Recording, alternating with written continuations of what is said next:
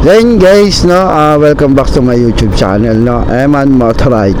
So, ito naman tayo guys at papasok tayo, no. So, panggabi tayo. So, usapang change oil tayo guys. Kailan ba dapat tayo mag-change oil, no? Ayan, so ang gamit natin itong Rusi TC150, no. So, kailan ba dapat tayo mag-change oil, no? Ilang kilometer ba, no? So, sa manual guys ng ating motor, yun nga, pagkaunang bili ay 500, no? 500 change oil na. Tapos pagka naka another 1k ka, so bali 1.5, no? So change oil na ulit, no? Tapos ang nakalagay sa manual natin nitong ating motor, every 1k, no? Every 1,000 kilometer kailangan na mag-change oil, no? So yun naman ay kung susundin nyo guys, kasi napansin ko dito guys, nakailang palit na ako, no? So every 1k. So napansin ko dito guys, ay yung langis naman natin ay malinaw pa, no? Malinaw pa, tsaka saktong sakto pa siya sa sukat ng ating oil level, no? Ng ano natin, ano bang tawag ito? Oil stick ba yun? Kung tawagin guys, no? So comment nyo na lang guys kung anong tawag doon sa panukat ng ating oil, no? Pag mag-check tayo.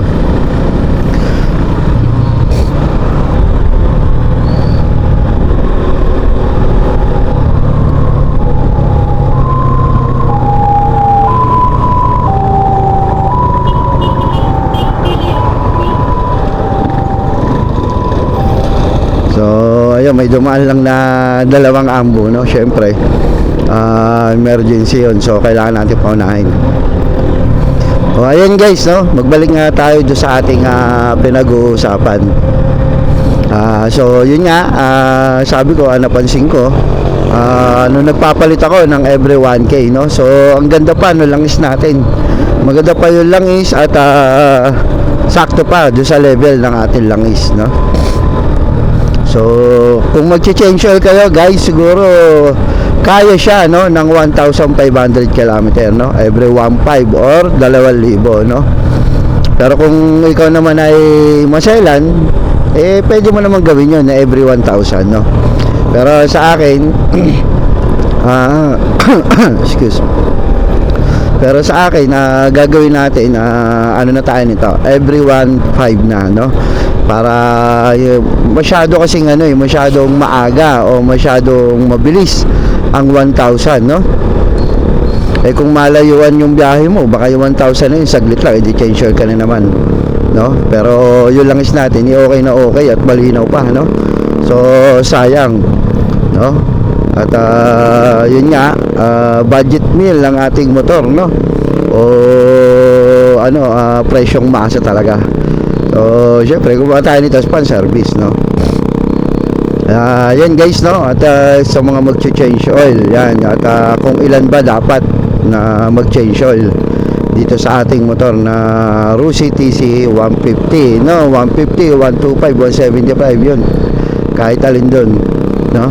Kasi 1,000 masyadong maaga yun guys, no? Masyadong maaga. So, sayang naman yung langis. Kaya every 1,500 or every 2,000, no? Pwede na kayo mag-change oil. Yan. Pero kung ikaw naman mapera, no? At gusto mo ng magandang maintenance talaga, so sundin mo yung every 1,000, no? So ayun guys, no? Maiksing maiksing tips lang to, no? Para dito sa ating pag-change oil ng ating motor, no? Ayan, so yan guys, at kung may nagustuhan ka dito sa ating video, no, at kung may natutunan ka, ayan, so huwag kalimutan mag-like ng ating video, mag-comment ka na rin guys kung taga saan ka, no, para alam natin kung hanggang saan umabot itong ating mga video, no. At share nyo na rin to guys, at huwag kalimutan mag-subscribe sa ating channel and click nyo na ang notification bell guys. So ayan, at papasok na tayo ulit, no? So ride safe. Yan guys.